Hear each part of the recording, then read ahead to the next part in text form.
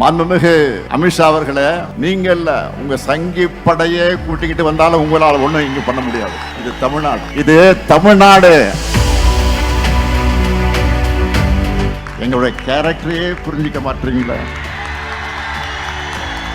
அன்போட வந்தா அரவணைப்போம், ஆணவத்தோட வந்தா அடிபடைய மாட்டோம், எதிர்த்து நிற்போம். இந்தியாவிலேயே பிஜேபிக்கு எதிராக ஐடியாலஜிக்கல் ஃபைட் பண்ணிக்கிட்டு இருக்கக்கூடிய ஒரே மாநில கட்சி நம்முடைய திமுக தான். அவங்களால வெற்றி கொள்ள முடியாதது நம்முடைய தமிழ்நாட்டை மட்டும்தான். இந்தியாவிலேயே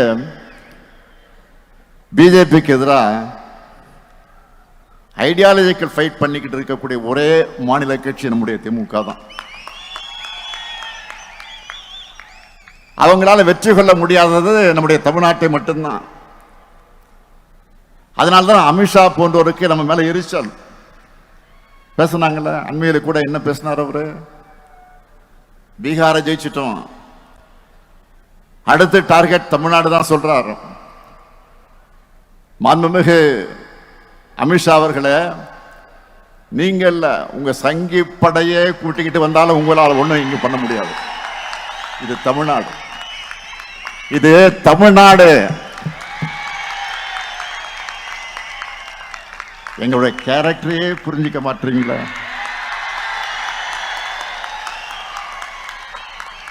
அன்போட வந்தா அரவணைப்போம், ஆணவத்தோட வந்தா அடிபடைய மாட்டோம், எதிர்த்து நிற்போம்.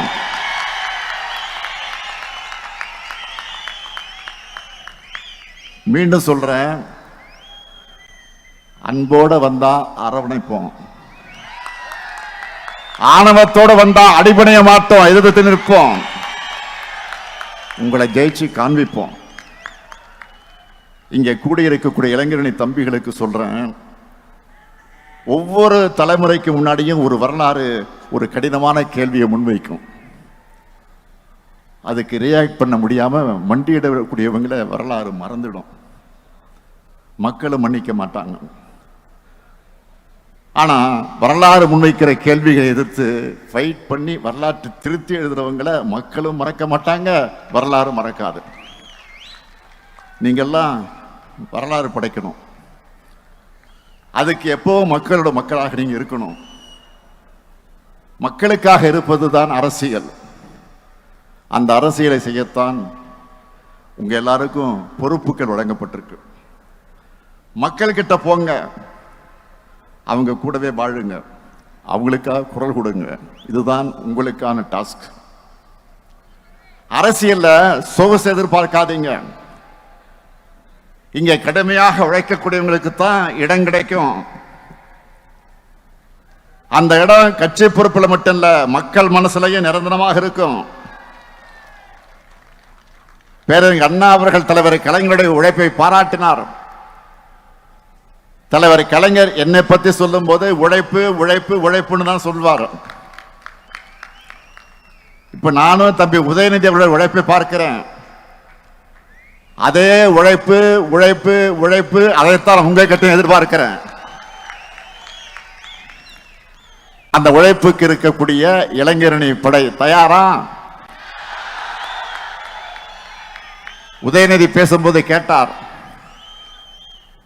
வரும் தேர்தலில் இளைஞர்களுக்கு வாய்ப்பு கொடுங்க கேட்டார். அவருக்கு மட்டுமல்ல, உங்களுக்கு நான் சொல்லிக் கொள்வது, இன்னைக்கு உள்ளாட்சியில, சட்டமன்றத்தில், அமைச்சரவையில், நாடாளுமன்றத்தில் நாட்டையே திரும்பி பார்க்க வைக்கக்கூடிய அளவுக்கு செயல்படுகிற பல பேர் இளைஞரணியிலிருந்து வந்தவர்கள் தான்.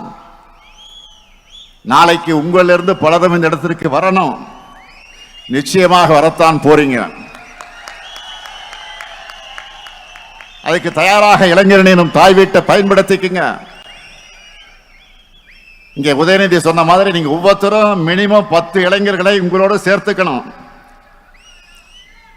அவங்களுக்கு அரசியல் உணர்வை, நம்முடைய கொள்கைகளை, திராவிட மாடல் அரசின் சாதனைகளை கொண்டு போங்க.